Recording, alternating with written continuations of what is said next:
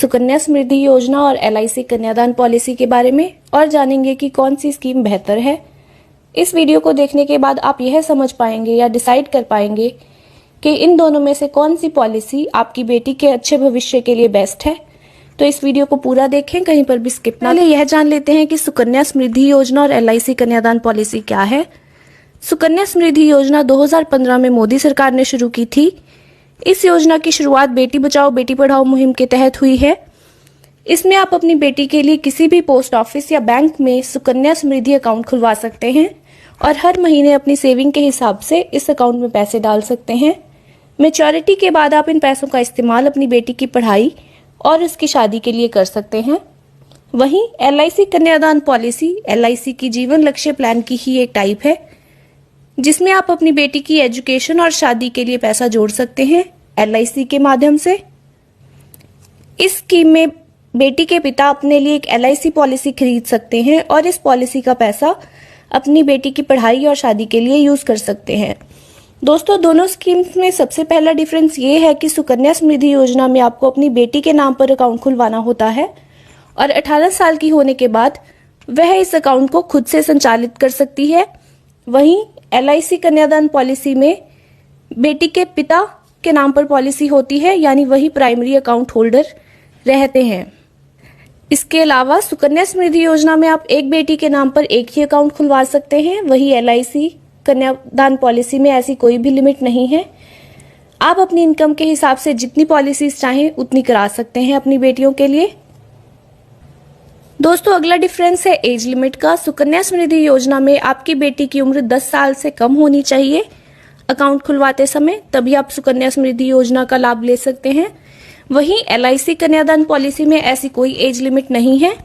इसमें आपकी बेटी की उम्र 1 साल से ज्यादा होनी चाहिए। वहीं पिता की उम्र 18 से 60 साल के बीच में होनी चाहिए और आप कन्यादान पॉलिसी का लाभ ले सकते हैं। दोस्तों, आगे बात करते हैं कि आप 1 साल में कितना पैसा इन पॉलिसीज में डाल सकते हैं। दोस्तों, अगर बात करें सुकन्या समृद्धि योजना की, तो आप इसमें 1 साल में 1.5 लाख रुपए से ज्यादा पैसे नहीं डाल सकते। यह सुकन्या समृद्धि योजना में एक लिमिट है। वहीं LIC कन्यादान पॉलिसी में ऐसी कोई लिमिट नहीं है।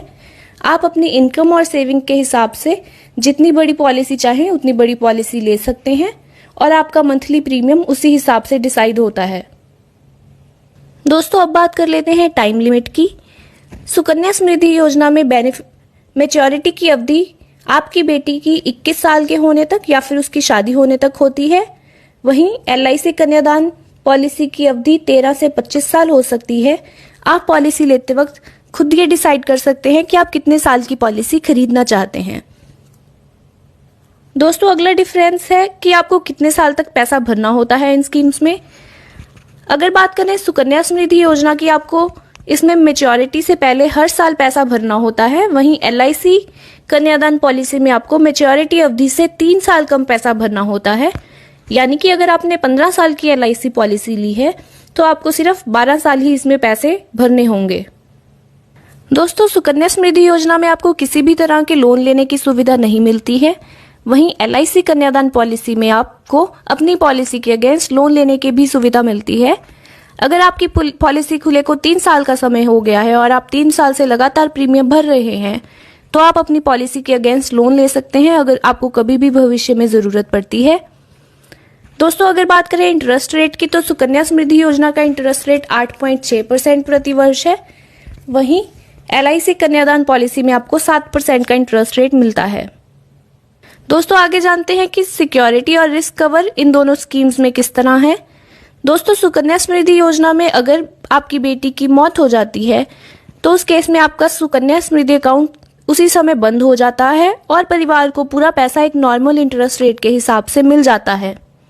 वहीं LIC कन्यादान पॉलिसी क्योंकि लड़की के पिता के नाम पर होती है, तो अगर पिता की डेथ हो जाती है, इस केस में आपकी पॉलिसी चलती रहती है। हालांकि आपको आगे कोई भी प्रीमियम नहीं भरना पड़ता। पॉलिसी का समय पूरा होने पर बेटी को पूरी राशि ब्याज समेत मिल जाती है। साथ ही इसमें आपको एडिशनल रिस्क कवर भी मिलता है। दोस्तों, अगर पिता की मौत किसी एक्सीडेंट में हुई है तो परिवार को 10 लाख रुपए का रिस्क कवर मिलता है। वहीं अगर मौत नेचुरल डेथ है तो परिवार को 5 लाख रुपए का रिस्क कवर मिलता है। तो दोस्तों इस मायने में LIC कन्यादान पॉलिसी एक बेहतर रिस्क कवर प्रदान करती है और पिता के चले जाने के बाद भी उसकी बेटी का भविष्य सुरक्षित रहता है। तो दोस्तों यह थी जानकारी सुकन्या समृद्धि योजना और LIC कन्यादान पॉलिसी के बारे में। आई होप इस वीडियो को देखने के बाद आपके सारे डाउट्स क्लियर हो।